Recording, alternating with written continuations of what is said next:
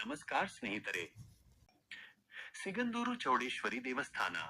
ಇಂದು ನಾವು ಕರ್ನಾಟಕದ ಬಹಳ ಶಕ್ತಿಯುತ ದೇವಾಲಯಗಳಲ್ಲಿ ಒಂದಾದ ಸಿಗಂದೂರ್ ಚೌಡೇಶ್ವರಿ ಟೆಂಪಲ್ ಬಗ್ಗೆ ತಿಳ್ಕೊಳ್ಳೋಣ. ಸಿಗಂದೂರ್ ಅನ್ನೋದು ಶರಾವತಿ ನದಿಯ ಹತ್ತಿರ ಇರುವ ಒಂದು ಸುಂದರ ಜಾಗ. ಪ್ರಕೃತಿ ಮಧ್ಯದಲ್ಲಿ ಇರುವ ಈ ದೇವಸ್ಥಾನಕ್ಕೆ ಹೋದ್ರೆ ಮನಸ್ಸಿಗೆ ತುಂಬಾ ಶಾಂತಿ ಸಿಗುತ್ತೆ.